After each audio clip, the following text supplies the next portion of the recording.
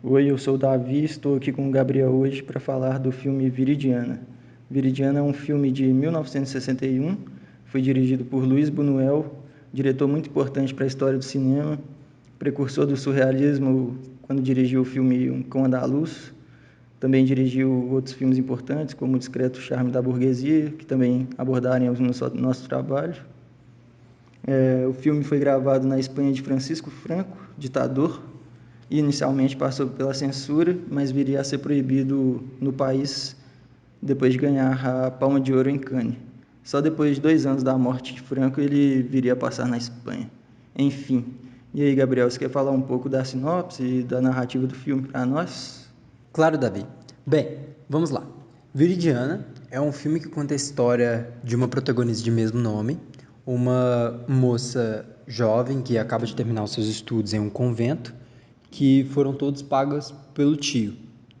Este que é o único parente dela vivo e que ela não tem mais contato nenhum.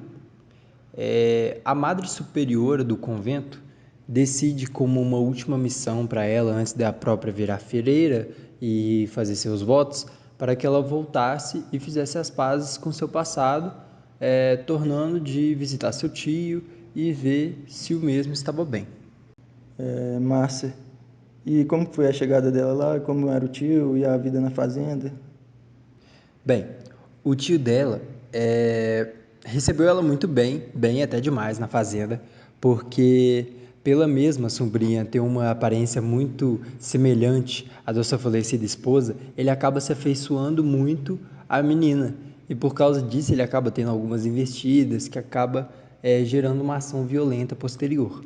Mas ele em si é um homem velho, rabugento, meio machista e que se resguarda muito de tudo e qualquer coisa, sempre mantendo a sua solidão e ao mesmo tempo pessoas ao seu redor. Então fala pra gente um pouco como foi essa ação de violência, essas investidas do tio, como que Viridiana lidou com tudo isso aí? Viridiana, como a boa moça que é, não recebe muito bem essas investidas do tio, até porque é o seu tio e é da família.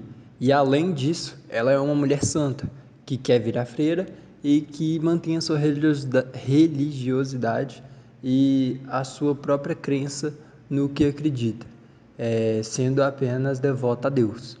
É, Enquanto essas investidas do tio, elas se dão desde uma passada de mão no cabelo, incômoda, ver a menina por trás da porta, até a culminação, que é pela semelhança que a menina tem com a sua falecida esposa, ele pede para que a sua sobrinha vista um vestido de casamento da mesma e que se case com ela. Só que a menina, obviamente, não recebe muito bem essa notícia e decide ir embora. E o tio não aceita muito bem a recusa de Viridiana, né? Aí ele até bola um plano de dopá-la e tirar sua virgindade enquanto ela dorme para que ela não tenha onde voltar. Viridiana acorda no outro dia e o tio tinha desistido da ideia, ele só dopa ela. Mas mente que havia tirado a virgindade para que ela acreditasse e continuasse na fazenda. Mas mesmo assim ela se revolta e vai embora. No meio do caminho, na volta para o convento, ela descobre que o tio havia se suicidado. E aí ela retorna para a fazenda, né, Gabriel? Isto mesmo. E logo depois que ela volta da fazenda, ela decide não voltar mais para o convento. Ela é até visitada pela própria Madre Superiora, em pêsames pelo tio morto dela, só que a mesma joga a Madre Superiora de lado, dizendo que agora quer uma missão própria com Deus, sozinha, e que não quer mais ficar presa ao convento.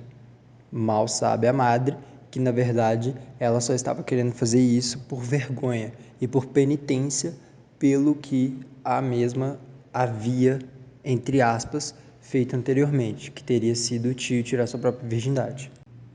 E essa missão foi ir no vilarejo e abrigar todo tipo de excluído, mendigo, doentes, levar todo mundo para a fazenda, com o objetivo de transformar lá realmente um abrigo para ajudar quem precisasse. Ainda com a religiosidade e a vontade de ajudar mesmo, ela não ia voltar para o convento, mas ainda queria fazer o bem por si. E aí é interessante que ela traz todos esses mendigos e também chega na fazenda o filho do seu tio, que herdou junto com ela. E, inclusive, essa chegada do primo e dos menos afortunados na casa significa um ponto de virada na história, em que agora a narrativa realmente anda para frente e cria, para mim, uma das coisas mais interessantes, eu não sei você, Davi, do filme, que é o fato dessa brincadeira com o santo e o profano e as coisas ruins e boas que existem na humanidade, que mesmo que haja esperança, mesmo que a gente ajude a todos os outros, sempre vai ter alguma coisinha que vai incomodar, sempre vai ter algum tipo de maldade no coração das pessoas. Interessante você trazer isso sobre a dicotomia, sobre o bem e o mal, o sagrado e o profano. Você tem mais exemplos de trazer exemplos que o diretor usa no filme para falar sobre isso? Muito interessante essa palavra que você usou, dicotomia, porque eu acho que é principalmente o que traz o cerne do filme, já que dicotomia basicamente são as comparações, diferenças que existem entre certas situações, e que é essa ideia mesmo do bem e do mal, do santo e do profano, da bondade e da maldade, que existem diversas formas da narrativa e que o diretor utiliza de vários artifícios para montar essa história e essas dicotomias em si. Como, por exemplo, em uma das cenas iniciais do filme, quando Viridiana chega ao quarto depois que ela chega na fazenda pela primeira vez, há uma cena em que ela se despe da meia e mostra a parte da canela, que antigamente era uma parte do corpo que não era muito mostrada e que era, entre aspas, sensual para a época. E logo depois ela tira de sua mala diversos artefatos santos, que são a coroa de espinhos e a cruz. Artefatos esses que ela carrega a religiosidade da própria. É interessante você trazer essa ideia que a própria relação da Veridiana com as outras pessoas, né, no filme, quase todas são bem mundanas, assim, enquanto ela representa o sagrado, as outras representam o mundano mesmo. E acho que isso se diferencia um pouco apenas na figura do primo que chega, né, que ele não comete nenhum ato de maldade explícita, apesar de ser bem mundano, tá sempre fumando, um mulherengo, mas ele também tem aquela cena do cachorrinho. Você quer falar pra gente um pouco? Claro, essa cena do cachorro é emblemática e foi especialmente tocante para mim, já que quando o Jorge, que é o primo da Veridiana, vê que uma carroça está arrastando um cachorro pequeno, os donos dele, né? Ele decide salvar aquele cachorro que está sendo arrastado, machucado, e decide comprá-lo, no sentido de salvar aquele animal daquele sofrimento. Mas que ao longo da narrativa, como você mesmo falou, ele tem diversas atitudes que são mundanas e até cinzas, entre aspas, porque é, todos os personagens em si são retratados dessa forma, menos Viridiana, já que o primo, ele sempre está fumando, sempre está chavecando as mulheres, e outros personagens também são retratados dessa mesma forma. Dom Amalho, que é um dos sem-teto, ele o tempo todo é um gracista, muito bonzinho, para mim um dos meus personagens favoritos no filme, mas ele acaba que no final ele bebe pra caramba, ele acaba tornando algumas atitudes não muito boas, como por exemplo, excluir o homem doente do grupo e entre outras coisas. E isso retrata muito essa área cinzenta que todos os personagens têm, menos Viridiana, que é sempre retratada como santa. Boto fé, inclusive o nome Viridiano, o Buñuel tirou de uma santa verdadeira que existiu, né? E que ele ouviu falar num colégio lá em Saragoça.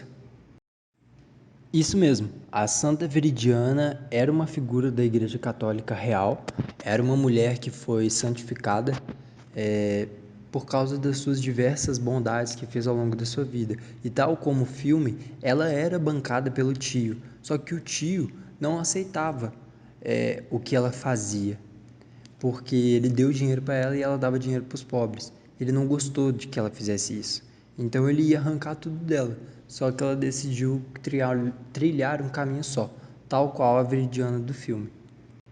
Tomara que a história da Santa Verdadeira tenha terminado diferente da de Viridiana. Você quer falar pra gente como foi essa relação, quando ela levou todos esses excluídos pra fazenda, o que aconteceu? Bem, primeiramente, os menos afortunados, eles estavam sendo muito bem cuidados, estavam comendo, estavam dormindo, tudo em um local longe da casa principal da família. Porém, ao longo da história, quando eles decidem sair da casa e ir para a cidade para resolver algumas coisas em relação à herança, e os mendigos ficam com a casa. Só que quando eles ficam com a casa, torna aquele velho ditado: quando os gatos saem, os ratos fazem a festa. E é o que literalmente acontece. Eles bebem, comem, transam, fazem de tudo na casa principal. Literalmente bagunçam, quebram as coisas, pegam e invadem a privacidade de todos e fumam charutos chiques do próprio primo e diversas outras atrocidades e coisas ruins aconteceram nessa festa.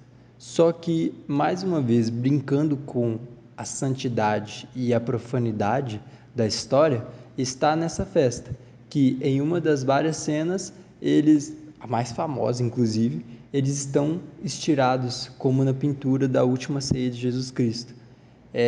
E ao mesmo tempo em que eles fazem todas essas atrocidades, acontece a música Aleluia no fundo, que torna toda aquela bagunça uma forma de santidade deturpada. Massa. A igreja deve ter gostado demais dessa cena, né, bicho? Mas, enfim, continua pra gente aí. Outra coisa importante a se falar é o final propriamente dito, já que depois que todos decidem ir embora quando os donos chegam, o sem-teto que Viridiana mais ajudava. Rapidão, deixa eu te interromper rapidinho, Gabriel, que é interessante falar desse cara, porque o ator era um sem-teto de verdade e tal. E ele tinha autorização para dormir no estúdio, onde eles gravavam e tudo mais. E teve uma hora lá que o Buñuel descobriu que ele não recebia o mesmo salário que os outros atores. Ficou muito irritado e exigiu que ele recebesse igual todo mundo e tudo mais. Esse cara, né, que era o doente, que tinha supostamente lepra, ele e o outro amarram o primo de Viridiana e ele fica, o leproso fica vigiando enquanto o outro tenta abusar dela. E ele só não consegue porque o primo oferece grana para esse leproso. E aí ele resolve ajudar e vai lá e mata o cara. Senão Viridiana sofreria essa violência terrível. Mas enfim, desculpa aí. Continua para nós, por favor, meu caro. Então, a história em si é muito triste e termina com Viridiana basicamente perdendo as esperanças na humanidade, onde ela joga a coroa de espinhos no fogo e decide soltar os seus cabelos, que durante todo o filme tinham permanecido presos, assim deixando de lado, de certa forma, a sua religiosidade e a sua santidade, tornando-se agora uma das várias pessoas mundanas que passavam pelo filme. É massa isso de queimar a coroa de espinhos, soltar os cabelos, mas que ela perdeu a fé, né, na humanidade, em Deus, na igreja, em tudo. Mas é interessante no final também que além dela soltar os cabelos, ela vai até a casa principal, né, e se junta com o primo e a governanta, que tinha um caso com o primo, para jogar cartas e ouvir jazz. Outra coisa interessante é que Franco, a censura de Franco não havia permitido o final original do filme, que seria simplesmente Viridiana batendo na porta, o primo abriria a porta, ela entraria, a porta se fecharia e o filme acabava. E nas palavras do próprio Buñuel, ele criou um final muito mais pernicioso, que a cena claramente traz uma alusão à homenagem a Troar, né? Os três ali. E esse final passou pela censura. O filme só seria proibido na Espanha quando ganhou a Palma de Ouro. E é isso. E quem proibiu o filme foi o ministro do Franco. O Buñuel ainda fala que o próprio Franco viu o filme e que, particularmente, isso o Buñuel diz que não tem certeza, mas que ouviu de pessoas que, particularmente, o Franco não queria, achava que não era necessário proibir o filme, mas não quis desautorizar o ministro e o filme foi proibido. Então é isso. Valeu, Gabriel. Se tem alguma coisa a acrescentar ou tá tudo certo? Tá tudo certo, meu cara. Muito obrigado pelo papo que a gente conversou aqui. Falar sobre Viridiana, que é um filme fantástico, é muito bom, trazendo todas as suas vertentes. Então, foi muito bom ter essa conversa com você. E é isso. Até uma próxima.